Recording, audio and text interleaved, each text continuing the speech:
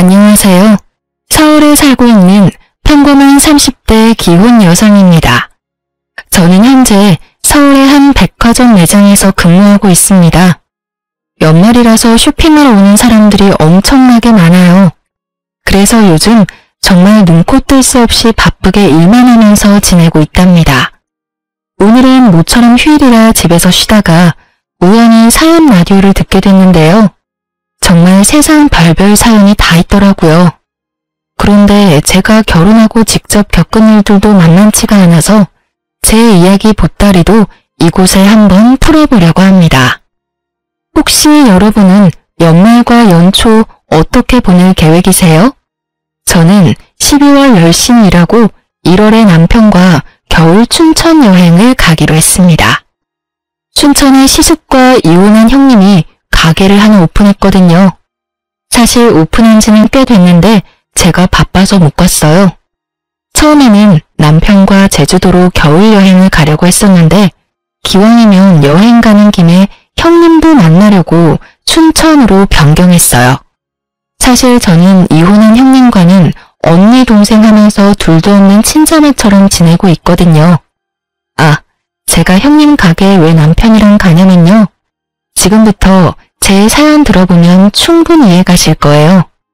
저는 그렇다 쳐도 저희 남편까지 이혼한 형수랑 거리낌 없이 얼굴 보고 지내는 데에는 그만한 이유가 있거든요. 그리고 혹시라도 당사자가 내키지 않을 수도 있을 것 같아 미리 사연 보내도 되냐고 언니한테 전화로 허락도 받았습니다. 언니가 오히려 자기 대신 속 시원하게 좀 밝혀달라고 부탁하더군요. 그럼 지금부터 떠오르는 대로 차근차근 여러분께 말씀드리겠습니다. 저는 집안 사정이 그다지 좋은 편이 아니었어서 고등학교 졸업하자마자 백화점에서 일을 했습니다. 지금은 제가 화장품 매장에서 일하지만 결혼 전에는 명품 매장에서 일했어요. 그때 저와 남편은 직원과 고객으로 처음 만났습니다. 그 당시 저는 제가 번 돈으로 엄마에게 생활비를 주고 나머지 남는 돈으로는 열심히 저를 꾸몄습니다. 어려서 스트레스를 어떻게 풀어야 하는지 잘 몰랐거든요. 그냥 휴일에 무작정 쇼핑으로 소비하는 게 일상이었습니다. 제 얼굴에 침 뱉기지만 솔직하게 말씀드리자면 지금과 달리 어릴 때의 저는 경제관념이 아주 엉망이었어요. 그래도 그나마 다행이었던 건 제가 이성관계에 전혀 관심이 없어서 다가오는 남자들은 다 거절했습니다. 사실 막연하게 호기심은 있었는데 일하느라 지쳐서 연애 따위 꿈도 못 꿨었죠. 그러다 남편을 만나 서로 첫눈에 반해서 저는 첫 연애이자 마지막 연애를 시작할 수 있었습니다. 신기하게 아무리 바빠도 연애가 가능하긴 하더라고요. 저는 남편 만나서 사랑을 배웠고 시댁에서는 그 외에 다른 것들도 참 많이 배웠습니다. 그리고 조금 부끄럽지만 미래를 위해 저축하는 법도 남편과 연애하면서 습관을 들였죠. 그렇게 연애를 2년 정도 하고 저희는 결혼 약속을 했습니다. 처음 예비시댁에 인사드리러 가는 날에 잔뜩 긴장해서 몸이 굳었던 기억이 납니다. 예비신부가 엄청 표독스러운 얼굴로 저를 한번 노려보더니 이내 안 좋은 말들을 쏘아붙이더라고요. 엄마, 우리 왔어요. 어머님, 안녕하세요. 처음 뵙겠습니다. 어머나, 누가 어머님이야? 말 조심해요, 아가씨. 이놈아, 넌 하다하다 이제 백화점에서 일하는 여자애 꼬셔서 집에까지 데리고 오냐? 넌 어떻게 생겨먹은 놈이 여자의 얼굴이면 다 되는 거야? 아니 조건 같은 건 따질 생각이 없는 거냐? 결혼이 애들 장난이냔 말이야. 아이고 데리고 온 여자의 수준 봐라. 아주 머리부터 발끝까지 명품으로 치장을 했구만. 겉이 화려하면 못하냐? 아무리 그래도 속은 못 바꾸지.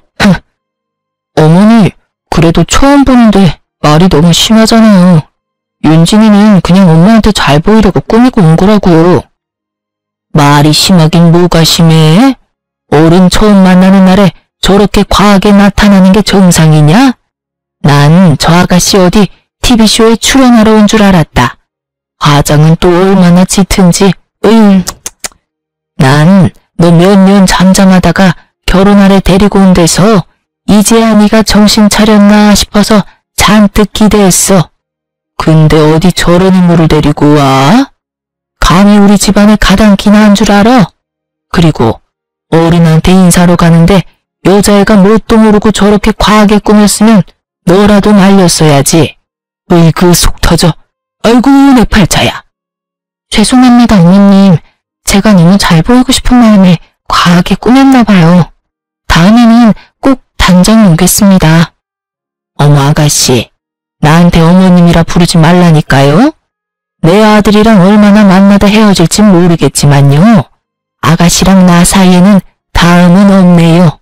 그러니까 험한 꼴 더 당하지 말고 돌아가요. 저는 그때 처음 겪는 상황에 너무 놀라고 무서웠습니다. 아무래도 저는 남편과 학력 차이도 나고 모든 면에서 스스로 부족하다고 생각하고 있었거든요. 자존감이 떨어져 저도 모르게 겉모습을 과하게 꾸몄던 것 같아요. 첫사랑이자 마지막 사랑인 것 같은 남편을 절대 놓치고 싶지 않았거든요. 그런데 아무것도 못해보고 겉모습 때문에 예비 시모의 미움을 사버리고 결혼을 못하게 될까봐 너무 무서웠어요. 예비 시모가 반대하니까 헤어지자고 할 줄 알았던 제 남편은 뜻밖에도 다 본인이 부족해서 제가 심하게 욕먹는 거라며 울면서 제게 사과했습니다. 오빠, 미안해. 아니야, 네가 왜 미안해. 우리 엄마 저러는 거 다 나 때문이야. 엄마한테 그런 모진 말 듣게 해서 내가 미안해 윤진아. 네가 아니라 내가 부족해서 그래. 다 내 잘못이야. 우리 엄마 저렇게 화낸 건 너한테 이유가 있는 게 아니라 과거에 내가 하고 다닌 행동들 때문에 그래. 남편은 저랑 6살 차이가 나는데 저보다 연애의 경험 많은 건 알고 있었어요.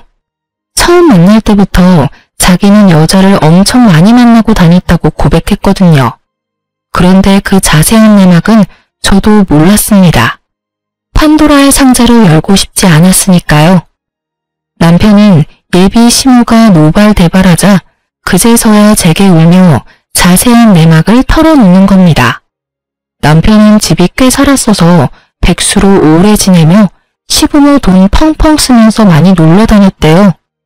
노는 걸 너무 좋아해서 남들보다 늦게 자리 잡았다 하더라고요. 그래서 시모가 남편을 늘 한심하게 바라보았다 합니다. 그런데 남편 얘기를 들어보니 본인 나름대로의 아픔이 또 있더라고요. 남편이 어렸을 때 시부는 늘 바람을 폈고 그는 엄마가 우는 모습만 보고 자랐대요. 그래서 더 사랑을 안 믿고 여자도 막 만나고 다녔다 합니다. 애초에 결혼을 안 할 생각으로 이 여자 저 여자 만나고 다닌 거죠.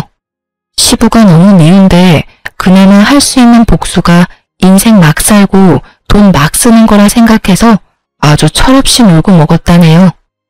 그때 치기 어린 남편이 엄마의 아픔까지 신경 쓸 여를이 없었던 거죠.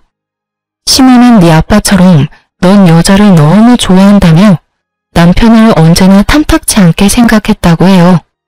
시모에게 제발 형 하는 행동 반만 닮으라는 말을 수없이 들었다 합니다. 그러다 시부가 돌아가고 나서야 정신 차린 남편은 저를 만나서 결혼까지 결심한 거죠. 처음 시숙을 봤을 때는 남편이랑 정반대의 이미지라 저도 조금 놀랐습니다. 남편은 얼굴에도 조금 장난기가 살아있는 사람이었는데 시숙은 얼굴부터 차림새 전부 점잖아 보였거든요. 하지만 나중에 직접 겪어보니 전혀 그렇지는 않더군요. 시숙은 겉모습과 속이 아주 다른 사람이었어요. 하지만 형님만큼 겉과 속이 일치하는 사람이었습니다. 반대하는 결혼 둘이 알아서 해보라고 시모가 내쳤지만 남편과 저는 허락을 받고 싶어서 시모에게 계속 문을 두드렸습니다. 그러던 중에 저는 처음 형님과 마주했어요. 형수님 계셨네요? 형이랑 같이 왔어요? 도련님 오셨어요? 형은 아직 회사에 있고 어머님은 지금 잠시 통화하러 방에 들어가셨어요. 밥 먹으러 놀러 오라고 해서 잠깐 혼자 놀러 왔는데 혹시 도련님 여자친구 윤진 씨라고 했죠? 어머, 반가워요. 이야기만 듣다가 이렇게 처음 만나네요. 어쩜 너무 화사하고 예뻐요. 도련님이 첫눈에 반할 만한데요? 형수는 또 부끄럽게 그런 얘기를 왜 해요?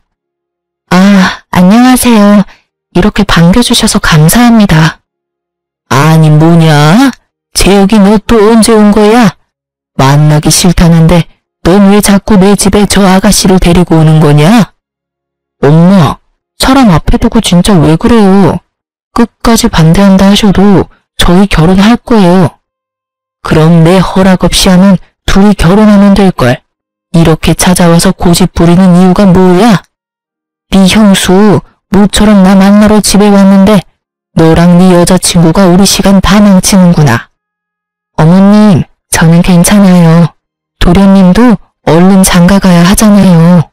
저는 도련님 여자친구 처음 봐서 너무 신기하고 좋은데요. 아가, 저놈 편 들어주지 마라. 아이고, 내 정신 좀 봐라. 너 저번에 먹고 싶단 오이소박이 내가 해놨으니까 쟤들 보내고 얼른 누룽지 끓여서 우리끼리 먹자. 첫째 며느리에게 알콩달콩 귓속말하는 예비시무를 보면서 참 부럽기도 하고 저는 미움받는 입장이니 묘한 감정이 들었어요. 그런데 그때 먼저 형님이 제게 손을 내밀어 주더라고요. 어머, 정말요? 그럼 다 같이 먹어요, 어머님. 윤진 씨, 도련님, 아직 밥 안 먹었죠? 아니, 얘는 우리끼리 먹자니까 그러네. 에이, 제가 만든 건 아니지만 어머님 오이소박이에 저 엄청 자부심 있잖아요. 저만 그 맛 알기는 아깝죠. 그리고 다 같이 먹으면 더 맛있지 않을까요? 그럼 뭐 둘 다 안 먹었으면 다 같이 한술 뜨던지. 네, 저도 너무 먹어보고 싶어요, 어머님. 감사합니다. 어머님이라고 부르지 말라니까 그러네. 에이, 어머님, 그럼 윤진 씨가 부를 만한 호칭이 없는데요. 어머님한테 언니라고 부를 순 없잖아요. 아이고, 넌 또 뭔 똥딴지 같은 소리냐? 내가 첫째 너 때문에 웃는다. 어머님, 누룽지는 제가 끓일 테니까 좀 앉아 계세요.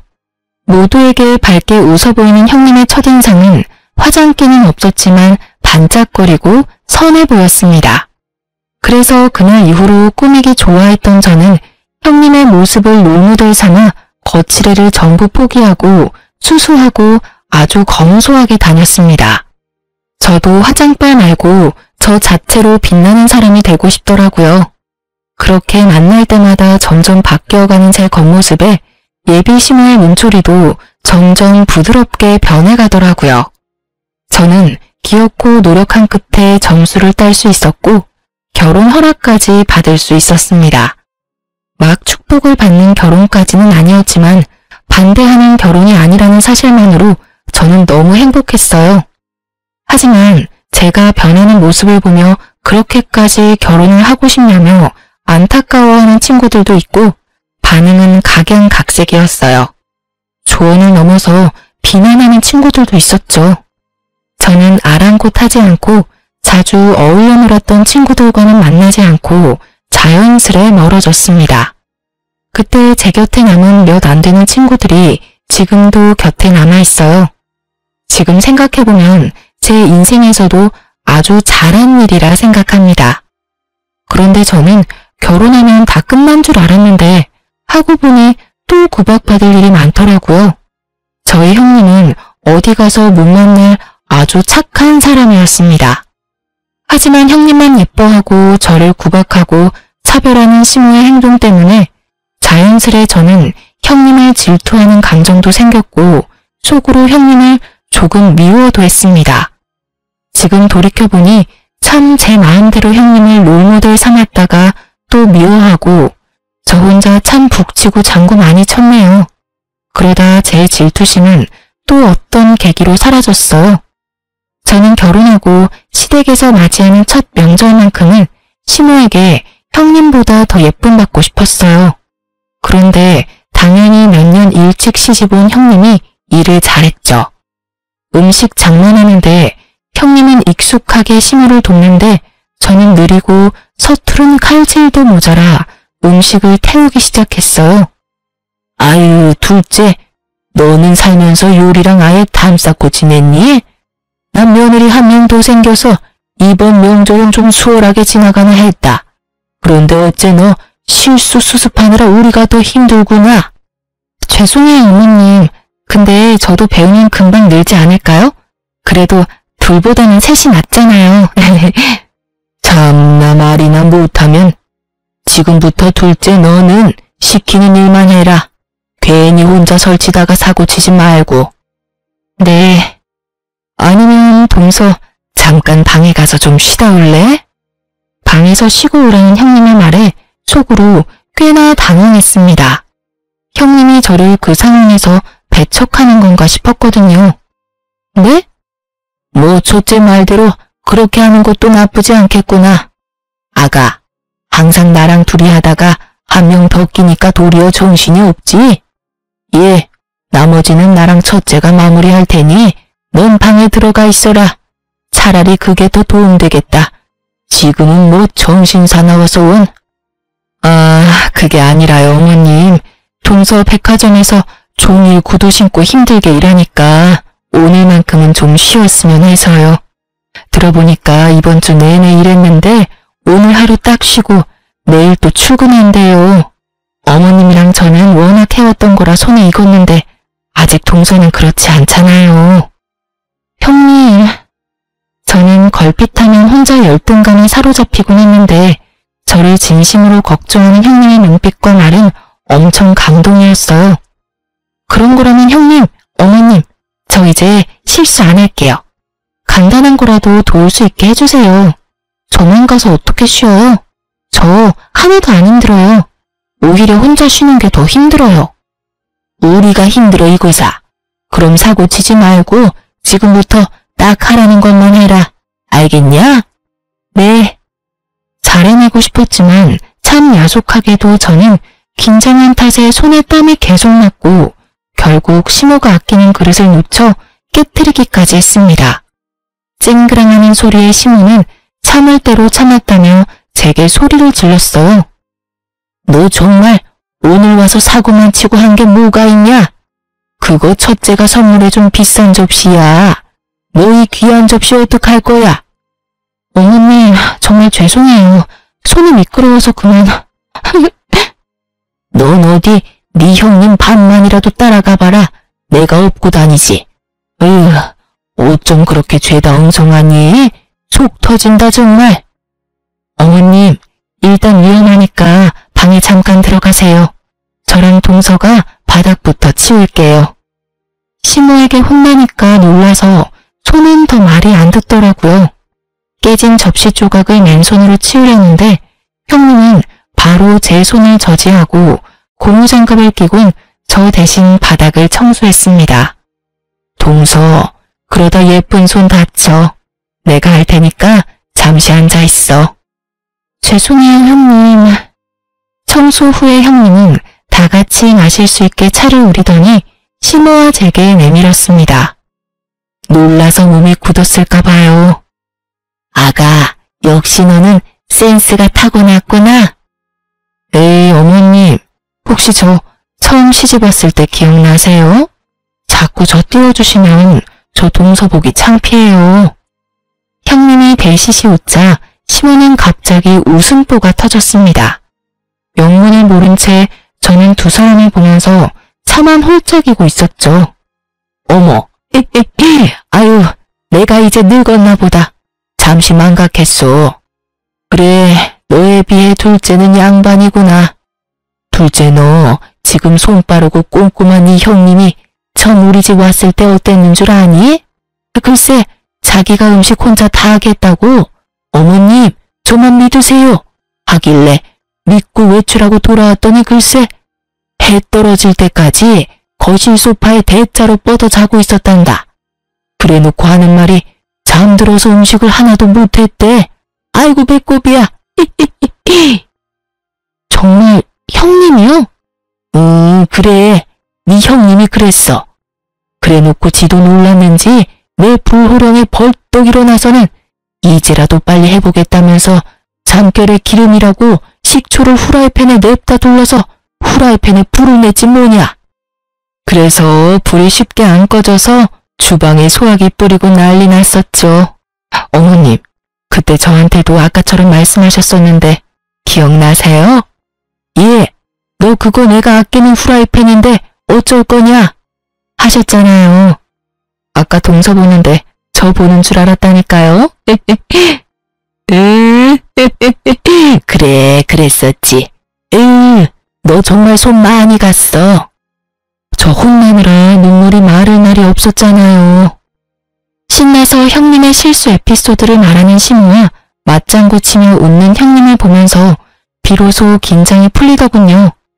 형님이 일부러 저 덜 혼나게끔 옛날 이야기를 꺼낸 것 같아서 그 마음이 참 고마웠습니다. 그렇게 저는 시모에게 혼날 때도 있었지만 형님에게 위로도 받고 점점 살림에 익숙해지고 시댁 식구들에게 스며들어갔습니다. 그러다 보니 시모의 불호령은 점점 사라졌고 저도 둘째 며느리로서 예쁨을 받으며 지냈어요. 하지만 그 행복도 길지 않았습니다. 얼마 안가 시모가 교통사고가 크게 났거든요.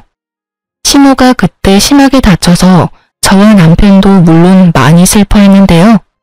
시모 교통사고 소식에 저희 부부와 시숙보다 형님이 더 많이 울었고 울다 실신까지 했습니다. 어머님, 일어나 보세요. 어머님, 저희 왔어요. 형님, 괜찮으세요? 저는 쓰러진 형님을 챙겼고 형님은 제가 생각했던 것보다 강했습니다. 다시 정신 차리자마자 시모를 간병할 준비를 하더군요. 그리고 의외로 효자인 줄 알았던 시숙은 잠깐 얼굴을 비추고 병원에는 잘 나타나지 않았습니다. 형님은 그런 무심한 아들을 대신하듯 중환자실 면회 때 그 잠깐에도 따뜻한 물수건을 미리 준비해서 시모 얼굴과 손, 발을 열심히 닦아냈습니다. 저와 남편은 그런 형님을 보고 또 한 번 많이 배웠습니다. 그리고 형님은 시모 누워있는 동안 혈액순환이 잘 되어야 한다며 짧은 면회 시간 끝날 때까지 발바닥을 열심히 주물렀죠. 그 사랑 덕분인지 시모는 회복이 빨랐고 의식을 차린 후 일반 병동에 옮겨졌습니다. 얘들아, 고맙다. 내가 너희한테 큰 빚을 졌구나. 빚이라니 어머님, 그런 말씀 마세요. 당연히 저희가 해야 할 도리를 한 거니까요. 어머님, 저희들 다 너무 걱정했는데 특히 형님이 어머님 정말 열심히 간호했어요. 첫째 아가도 둘째 아가도 다들 고맙구나. 그런데 재호가 네 형 재훈이는 어딨냐? 어머님, 그이는 일이 바빠서 오늘 못 왔어요. 죄송해요. 아니다, 괜찮다. 안 보여서 하는 말이지 뭐. 엄마, 형 대신 내가 있잖아. 이제 절대 아프면 안 돼요, 엄마? 그래, 이제 그럴 일 없을 거다. 내가 우리 아들들한테도 고마워. 그나저나 재훈이도 얼굴 보고 싶었는데 요즘 일이 많이 바쁜가 보구나. 그때 형님은 어딘가 불편한 얼굴로 웃어 보였어요. 저는 뭔가 이상하다 눈치는 챘지만 무슨 사정이 있겠지 하고 묻지는 않았습니다.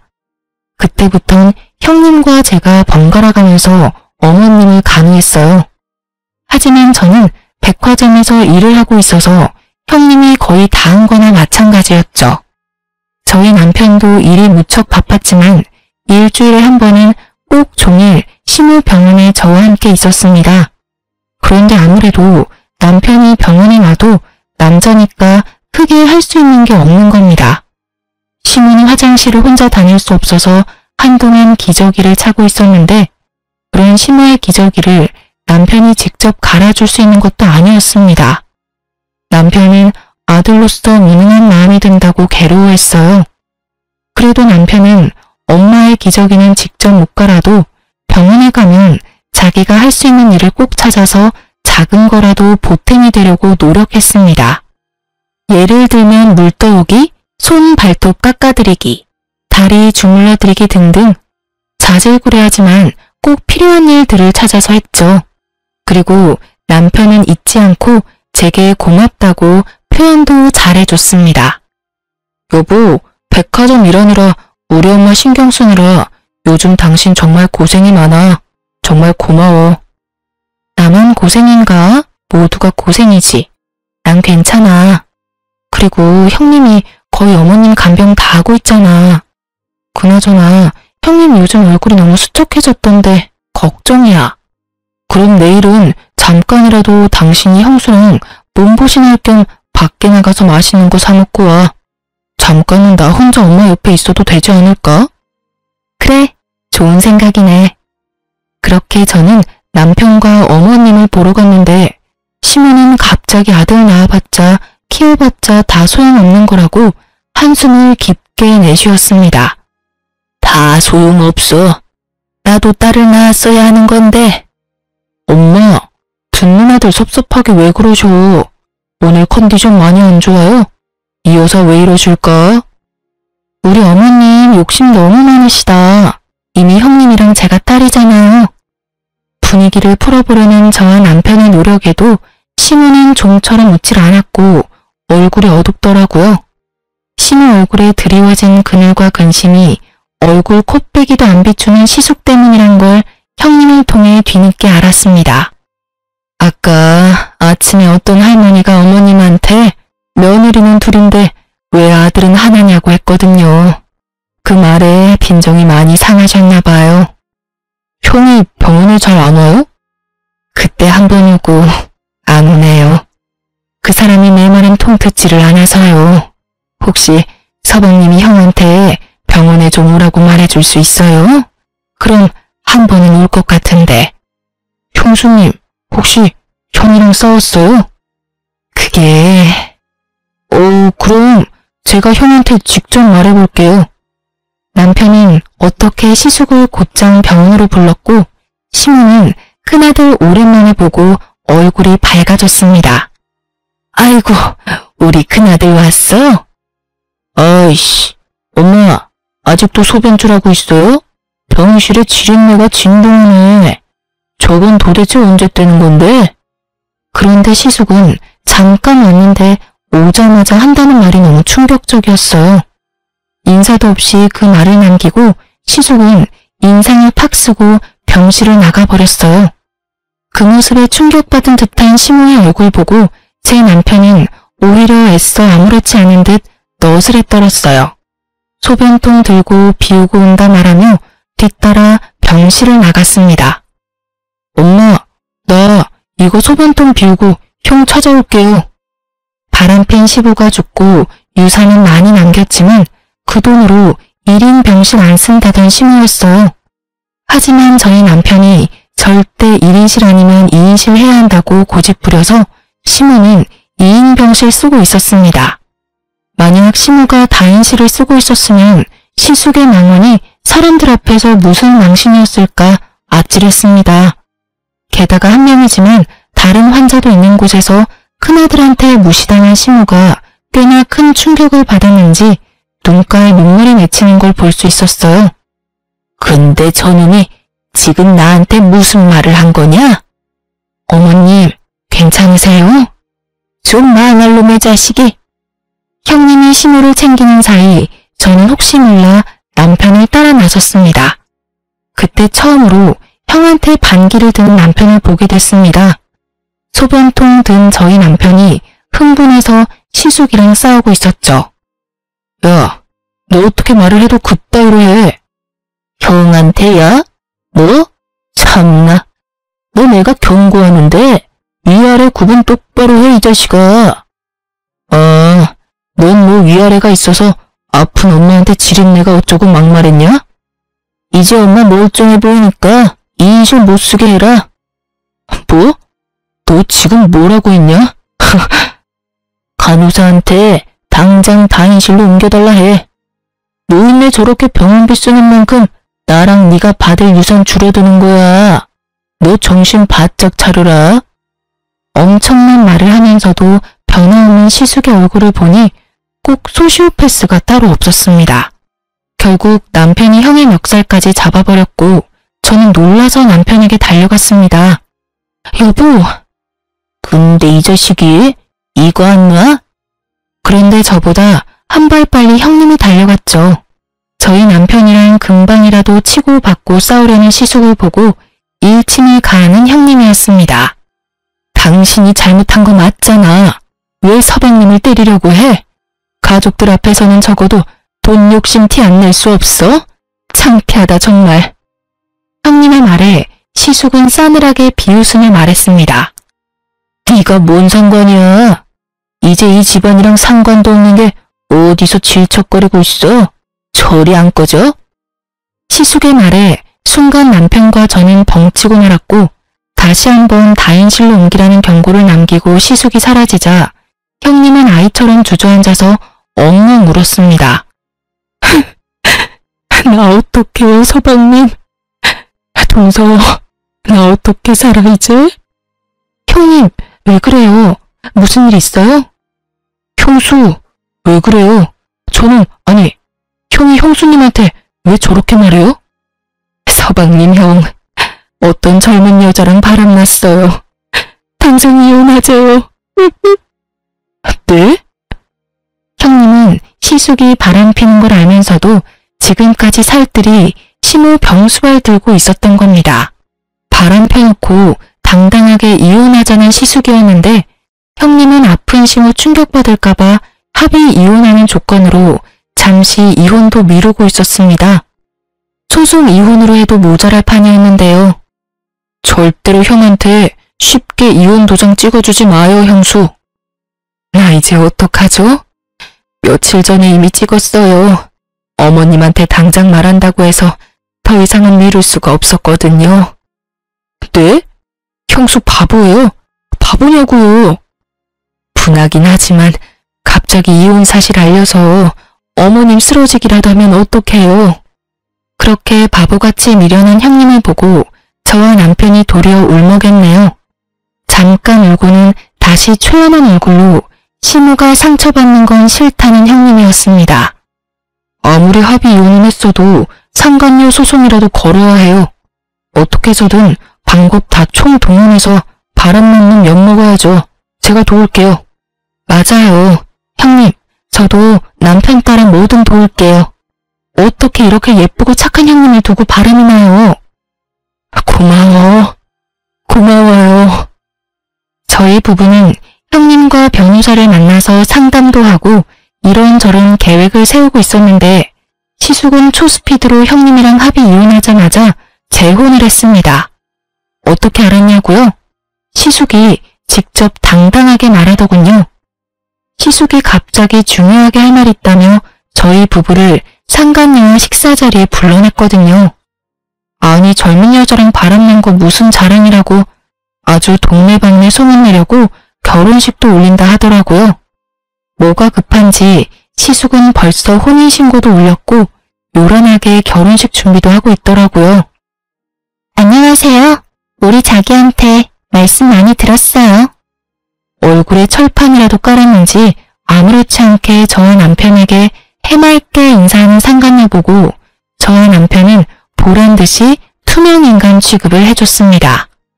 급한 일이라더니 이런 자리에 왜 불렀어? 결혼 전에 인사 나누려고 불렀지. 우리가 한가해 보이나 봐? 그리고 내가 왜 형 상간녀한테 인사까지 해야 하지? 네? 너 말 조심해. 내가 뭘?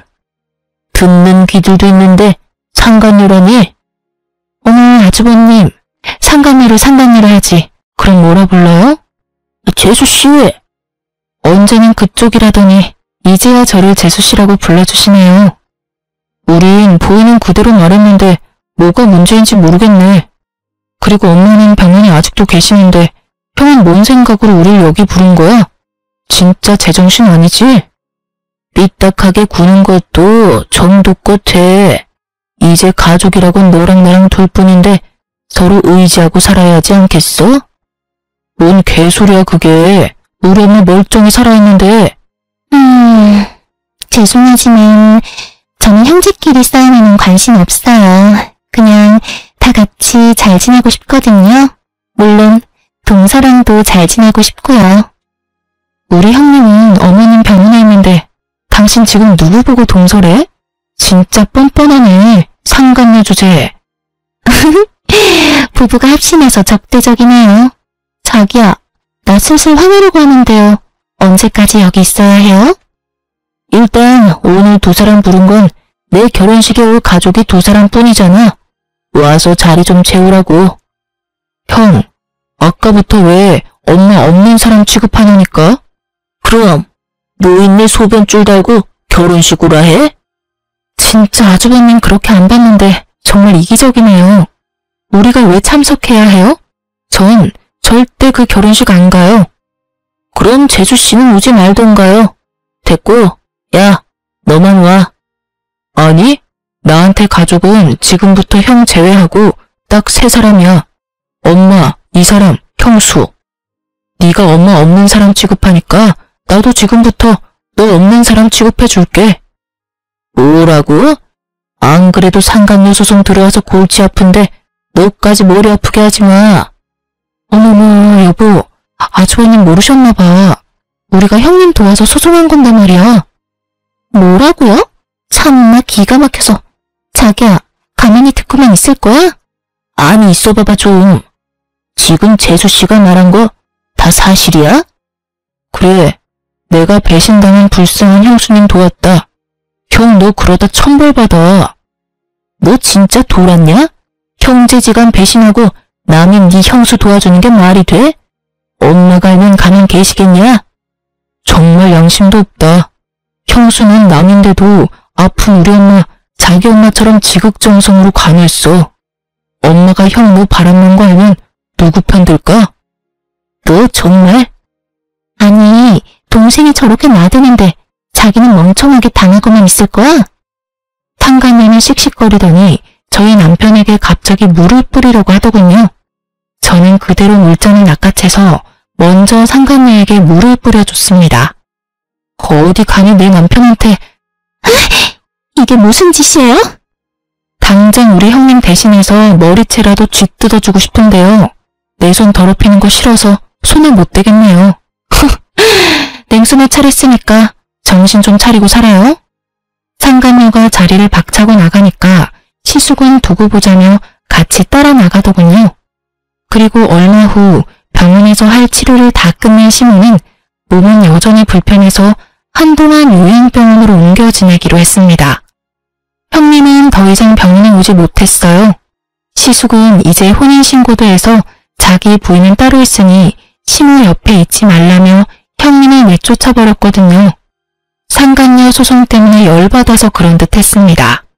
어머님, 앞으로 저 없을 때는 간병인이 올 거예요. 간병인? 혹시 첫째한테 무슨 일 생긴 건 아니지? 시모는 영문도 모른 채 갑자기 사라진 형님을 계속 찾았습니다. 형님을 걱정하는 시모에게 결국 저희 부부는 사실대로 털어놓았어요. 사실은요, 어머님. 엄마, 놀라지 말고 잘 들어요.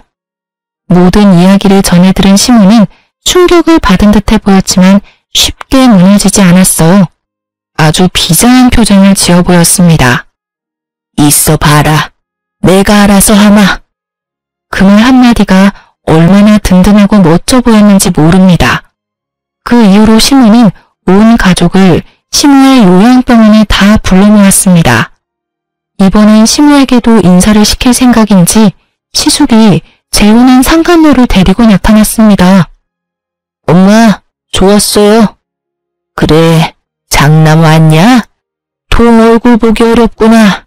얼마 만에 보는지 모르겠어. 죄송해요. 그럴 일이 좀 있었어요. 안녕하세요, 어머님. 그쪽은 누구? 엄마 아픈 사이에 저한테 많은 일들이 있었어요. 다 말씀은 못 드려요. 부부간 말하지 못할 사정이 있었거든요. 그 사람이랑은 이혼도 합의해서 잘했고 저는 진짜 제짝 만나서 재혼했어요. 시숙이 말을 워낙 청산유수처럼 해서 가만 들어보니 마치 본인 잘못한 거 하나도 없다는 듯 상황 설명을 하더군요. 그래서 뭐 이혼했다는 거냐? 예. 재혼도 그 사이 했고? 네. 결혼식은 좀 이따 올릴 건데 혼인신고 먼저 했어요. 그래서? 왜? 그동안 코빼기도 안 보이더니 이제서야 새 부인 데리고 나타난 이유가 뭐냐? 그게 저 요즘 사업이 좀 어려워져서요. 엄마가 좀 도와주셔야겠어요. 그래? 2억 정도 필요해요. 2억 달라는 말을 신우에게 아무렇지 않게 꺼내는 시숙을 보고 저와 남편은 깜짝 놀랐습니다. 뻔뻔한 것도 정도가 있잖아요. 게다가 시숙은 결혼식 비싼 호텔에서 해야 한다며 돈을 펑펑 쓰고 있었거든요. 사업이 어려운 와중에도 시숙은 바람피고 무리하게 재혼하느라 사치하고 있었던 거예요. 놀란 저희 부부와 달리 잠자코 듣던 시모의 얼굴에는 표정 변화가 없었습니다. 안 그래도 나 죽고 나면 유산은 어떻게 할지 모두에게 말해주려고 오늘 불렀다. 내가 한 번도 돈 관련해서 따로 얘기한 적 없으니까 다들 궁금도 했겠지. 이번에 교통사고 나면서 깨달았어. 참, 언제 어디서 어떻게 죽을지 알 수 없는 게 이놈의 인생이야. 그래서 미리 내가 정리를 좀 하려 한다. 저는 그 순간 상간녀에게 해실거리며 웃는 시숙의 악마 같은 모습을 또 봐버렸습니다. 정말 역겨웠어요. 하지만 어머님이라고 눈이 없을까요? 그네, 넌 돈 얘기하니까 대놓고 좋아하는구나. 그런 거 아니에요, 엄마. 그런데 그냥 유산 나눠주면 재미없지. 아, 나도 보험은 들어놔야 할 거 아니야? 내가 죽기 전까지 나 보살필 놈한테 더 많이 줘야지. 안 그러냐? 그럼 이제 말해봐라. 나 요양병원에서 퇴원하면 첫째, 둘째 중에 어느 집으로 가면 되냐? 그게... 시모의 말에 시숙은 머뭇거렸고 남편은 그런 시숙을 비웃었습니다. 엄마, 둘째 아들이 모실게요. 네, 어머님, 저희 집으로 오세요. 그러자 시숙은 아니라며 장남이 모시겠다 소리쳤죠. 무슨 둘째 집에 가요? 엄마는 장남이 모셔야지. 자기야, 그게 무슨 말이야? 나랑 상의도 없이 그런 게 어딨어. 그런 말은 전혀 없었잖아. 난 싫어. 상간녀가 눈치 없이 시숙에게 칭얼거리자 시숙은 참지 않고 불같이 화내더라고요. 어떻게 될지 모르니까 넌 좀 조용히 있어. 에휴, 젊은 아가씨가 아주 꽉 막혔네. 나도 태어나기 전까지 고민을 좀 해봐야겠어. 그럼 이제 내 수발은 아가씨가 될 건가? 재혼했으니까 말 편하게 할게. 지금 내 상태는 알고 있고. 네? 수발이라뇨? 계속 간병이 쓰는 거 돈 아깝잖아. 내가 전보다는 나아지긴 했는데 요즘 통 화장실 가기 전에 지려서 기저귀를 다시 차고 있어. 그래도 소변줄 뗀 게 어디야? 기저귀 갈아주는 거 어렵지 않지? 저는 그런 거 못해요. 차라리 간병인을 쓰세요. 얼굴 빨개진 상간녀가 머뭇거리며 못한다 했어요. 그러자 시모는 쌍심지를 켜고 상간녀에게 말했습니다. 왜? 집에 시어머니 모시는 것도 못하겠고 병원 와서 내 기저귀 가는 거 겨우 그것도 못하겠어? 그럼 도대체 네가 할 수 있는 게 뭐야? 원래 내 큰며느리는 더한 것도 했는데 넌 왜 못해? 그럴 거면 너 왜 내 큰며느리 자리를 꿰차고 있는 거야? 그러자 시숙은 귓속말로 상간녀에게 쏘아붙였습니다. 귓속말이라고 하기엔 너무나 목소리가 커서 다 들렸지만요. 에이씨, 말이라도 어떻게 잘해봐. 뭐라도 좀 해보라고. 내가 뭘 어떻게 해? 아니, 어떻게 내가 더럽게 당신 엄마 기저귀를 갈아주냐고. 그러려고 내가 이 결혼한 줄 알아? 시숙은 뭐라도 하라고 눈치 주고 상간녀는 못 참겠는지 빽 소리를 지르더군요. 그 모습을 지켜보던 시모는 깔깔깔 웃으면서 병실 침대 옆 쓰레기통에 있던 자기 기저귀를 꺼내 상간녀 얼굴에 던졌습니다. 더러워 진짜. 으, 아줌마 미쳤나봐. 이게 뭐하는 짓이에요? 뭐 만났어요? 바람 피운 건 안 더럽고. 바람 아니거든요. 사랑한 거예요. 엄마, 진정하세요. 이혼하고 만난 거라고. 바람 핀 거 아니에요. 바람? 뭔 말도 안 되는 변명을. 넌 바람까지 펴놓고 조광지쳐 한 푼도 주지 않고 매정하게 내쫓아? 쓰레기 같던 네 애비도 그러지는 않았다. 바람은 밥 먹듯이 폈지만 돈은 나한테 다 남겼어 이놈아. 네 애비보다 더한 악마 같은 놈아. 넌 오늘부로 내 자식 아니야. 그리고 내 며느리는 여전히 딱 2명이야. 지금 내 옆에 있는 둘째 며느리랑 지금 병실 들어오는 첫째 며느리. 그때 형님이 병실 문을 열고 들어오자 얼굴이 썩어가는 상간녀와 시숙이었습니다. 어머님, 저 왔어요. 네가 여기 어디라고 와? 어라? 옆에 그 남잔 누구냐? 그새 남자도 생겼어? 웃기게도 주제에 형님 옆에 있는 남자를 은근히 신경 쓰는 시숙이었죠. 난 어머님이 오라고 해서 왔는데. 어서 와라. 마침 타이밍 잘 맞게 왔어. 형님 옆에 서 있던 남자는 다름 아닌 시모가 부른 변호사였습니다. 이제부터 정리를 좀 해보자고. 땡땡동의 5층 건물은 둘째네 부부에게 주기로 하셨습니다. 엄마, 나는요? 큰아들은요? 변호사님, 제가 받을 건요? 현재 여사님께서 살고 있는 집 말고 따로 세주고 있는 지방 아파트가 한 채 있습니다. 변호사가 뜸들이며 누구 줄지 말을 안 하니 시숙은 초조한 얼굴로 재촉하더군요. 일단 그 아파트 말고 첫째 아들분께는 통장을 넘기기로 하셨습니다. 물론 지금 당장 진행하는 게 아니라 모든 재산은 피상속인이 사망하시고 난 뒤에 유산으로 상속받는 겁니다. 알아요. 그러니까 내가 얼마나 받는데? 내 아들한테 미리 보여줘요. 네, 그럼 여기 통장.